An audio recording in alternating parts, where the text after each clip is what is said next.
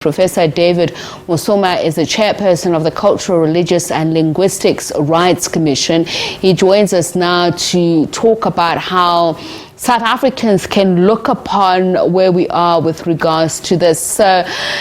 20 years on, do you think we've realized that dream, what I've just outlined the vision of? Thank you so much to you and your viewers. It's unfortunate that we characterize freedom as a dream. Freedom is a vision of society. What we seek to do, to build, to achieve. It speaks to our achievement, our identity as a people, both individually and collectively. So what has happened is that in terms of the constitutional provision, freedom is guaranteed and the vision of that society is enshrined in the Constitution. What could be the problem? It's how best have we done to achieve it in our respective ways. When it comes to culture, for instance, the Constitution, Section 30, speaks about each person has the right to use his language, to participate in culture. So those are promises that are there in the Constitution. And I could say, when I look at the CRL's role, is that the sensitization, the awareness about these freedoms, the ability to use our culture, the ability to use our language and our religion is there. And if you go back to apartheid times, we were not allowed to use our own culture. Of course, apartheid provided the different languages that were used in homelands. But of course, that was also used as a basis of division, not a basis of creating a unitary society. So the Constitution provides that we are one nation with diverse languages, cultures, and religion. And this is a work in progress. And remember that freedom is not an event. Freedom is a process. And of course, 20 odd years into democracy, it means the project of freedom has to be intensified more and more, because many of our people are still on the margin, especially the use of culture. If you look at the COVID-19, for instance, the interface between indigenous knowledge system and the Western acquired knowledge system has not been interfaced. And that's why we called at some point that there be integrated institute that deals with the Western and indigenous knowledge system in our country. And these, I think, are very, very important to consider. And to build what I call cultural public service. How do we do that? That in each and every society, there must be amenities that focuses on culture, that focuses on language, that focuses on religion. These are the key elements that we must make sure that there's a popular a participation of people in building their culture and their languages. And culture should not be a preserve of September only. It must be a day-to-day living, as one defines life, culture as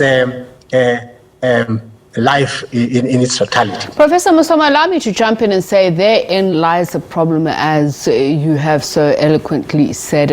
A great part of that should flourish from a sense of pride of our heritage, but we know that the apartheid architecture, just from the education perspective, had been envisioned as a separate system at which at higher education level, then you would gradually introduce the vernaculars, not only as a language, but into the curriculum. That's what we have envisioned for post-apartheid South Africa. But my question is, you referred to knowledge system. Why has it taken us for so long? For instance, initially the new democratic government allowed individual school boards to choose the medium of instruction. Should that have been something that we should have had less agency on if we're to really realize our right to that freedom of language and cultural emancipation? In many countries, there is one language, and that language defines the majority of citizens in that language.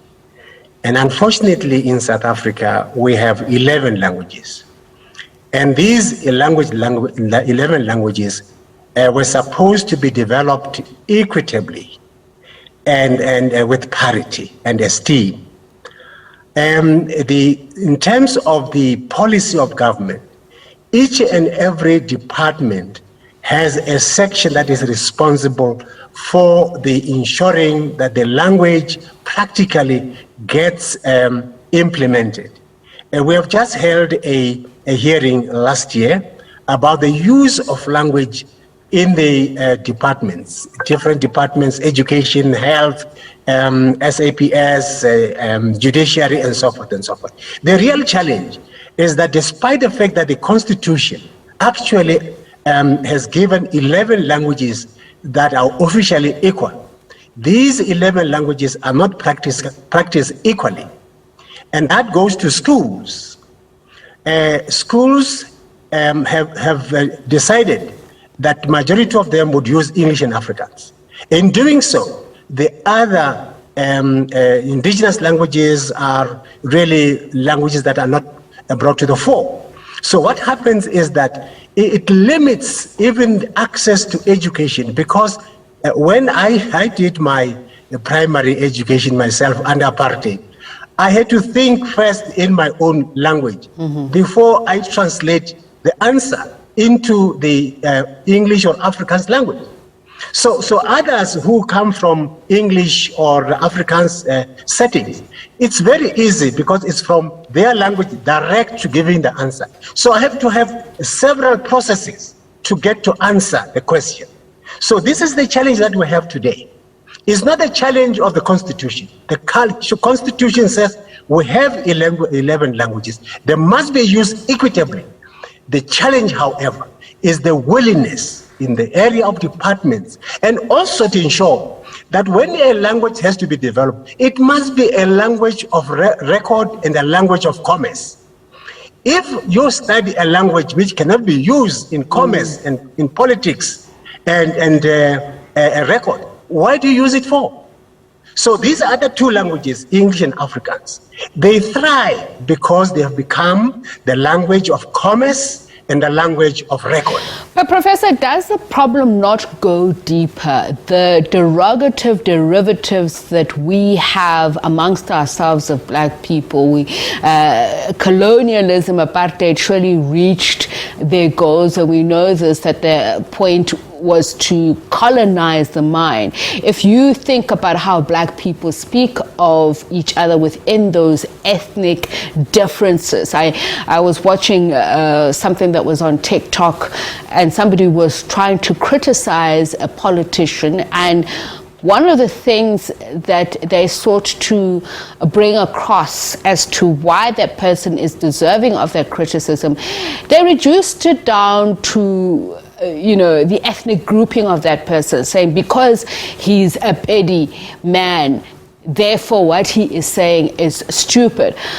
Why do we blame government for our failure to show pride in our languages, our cultures, and as you say, to commercialize it? Our forefathers had a way of communicating. You still have parents who are proud to say, oh, my child does not speak English. What are we doing as a people to make sure that we bring about pride in our language and culture? I think you have used a very important word, colonialization. When you have been colonized, it means certain patterns of thinking has been dwarfed in your mind. So when that pattern of thinking has been dwarfed, you tend to appreciate alien things than the things that belongs to you. And this is what has happened to us. Even the style of the things that we wear, We want to appreciate the styles of other cultures. We think they are much more important than our own cultures. And that's why when we talk about Heritage Day, we make September 25th to be the only day when we want to parade our own cultural attires. And yet other communities, they have the three important cardinal elements into them.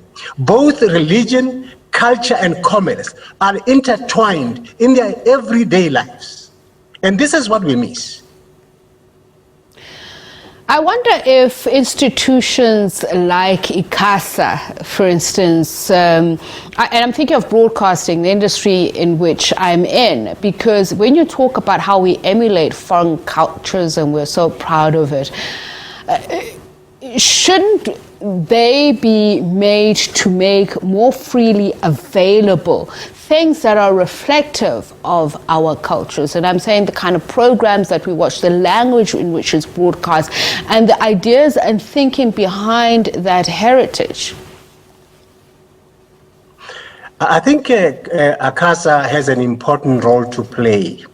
But the programs which must go into the ICASA, into the broadcasting, must be derived from ourselves. Because we must talk to, these programs must speak about us, our identity, who we are, what we want to become, our achievements and development. These must come from us. They cannot come anywhere because the programs which must be aired do not come from the sky. It is men and women who are proud of who they are and they want to bring to bear those experiences. And that, I think, will help in galvanizing, creating a movement of all South Africans to understand the importance of their language and culture in shaping the economy and politics and social living in our country.